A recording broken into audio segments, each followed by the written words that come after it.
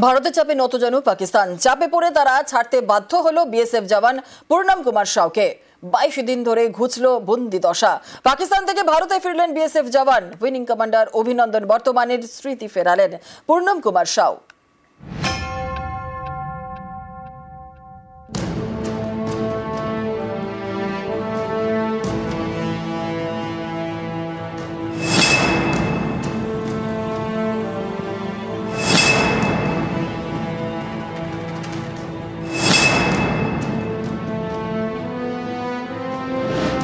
ভারতের চাপে নতি শিকার বিএসএফ জওয়ানকে ছাড়তে বাধ্য হলো পাকিস্তান।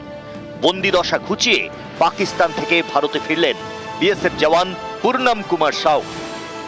এটা ইন্ডিয়ার একটা বড় কূটনৈতিক লাভ বলতে পারি, যেখানে ভারত তার প্রেশার দিয়ে এটাকে ছাড়াতে পেরেছে। তার উপরেও মিলিটারি প্রেশার এত ছিল পাকিস্তানের উপরে যে তারা এগুলো করতে বাধ্য হয়েছে। বিএসএফ জানিয়েছে বুধবার সকাল 10:30টায় আটারি ওয়াঘা সীমান্ত দিয়ে ভারতে ফেরেন পূর্ণম। 22 দিনের মাথায় তিনি দেশে ফিরলেন। পাকিস্তানে বন্দী থাকা এই বিএসএফ জওয়ানকে আগামী কয়েকদিন কড়া নজরদারিতে রাখা হবে। বিএসএফ জওয়ান পূর্ণম কুমার সাউয়ের প্রথমে মেডিকেল চেকআপ, তারপর চলবে কাউন্সেলিং। একাধিক কেন্দ্রীয় এজেন্সি কথা বলবে পূর্ণমের সঙ্গে। জানা হবে পূর্ণমের মানসিক অবস্থা এখন কেমন। এরপরে আইসোলেশনে রাখা হবে বিএসএফ জওয়ানকে। খতিয়ে দেখা হবে পাকিস্তান তার শরীরে কোনো চিপ ঢুকিয়ে ভারতে পাঠিয়েছে কিনা। পহেলগাঁওয়ে হত্যা লীলা চালায় পাক জঙ্গিরা।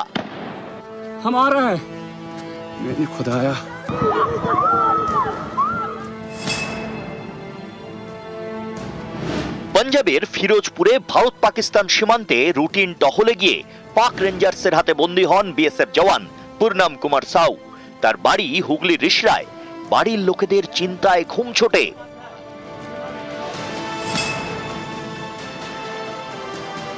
বিএসএফ জওয়ানের স্ত্রী রজনী সাউ পাঠানকোটে যান বিএসএফ হেডকোয়ার্টারেও। কমান্ডিং অফিসারের সঙ্গে কথা বলেন। রবিবার বিএসএফ জওয়ানের স্ত্রীকে ফোন করেন মুখ্যমন্ত্রী। পরিবারের পাশে থাকার আশ্বাস দেন। এরপরেও একাধিকবার ফোন করেন মুখ্যমন্ত্রী। পাকিস্তানে 21 দিনের বন্দি জীবন, 22 দিনের মাথায় মুক্তি। ভারতের চাপে নতজানু পাকিস্তান। বিএসএফ জওয়ানকে তারা ছাড়তে বাধ্য হলো।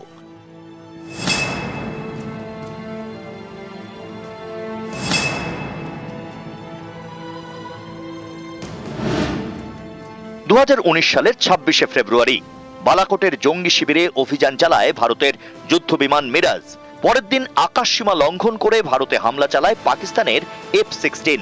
পাল্টা জবাব দেয় ভারত। পাকিস্তানের F-16কে তাড়া করে মিগ। এই যুদ্ধ বিমানেই ছিলেন উইং কমান্ডার অভিনন্দন বর্তমান। সেবারও ভারতের চাপে নতজানু হয় পাকিস্তান। 58 ঘন্টা পরে অভিনন্দনকে ছাড়তে বাধ্য হয় ইসলামাবাদ। উইং কমান্ডার অভিনন্দন বর্তমানের পরে বিএসএফ জওয়ান পূর্ণম কুমার সাউ। ভারতের চাপে এবার বিএসএফ জওয়ানকেও ছাড়তে বাধ্য হলো পাকিস্তান। নিউজ 18 বাংলা।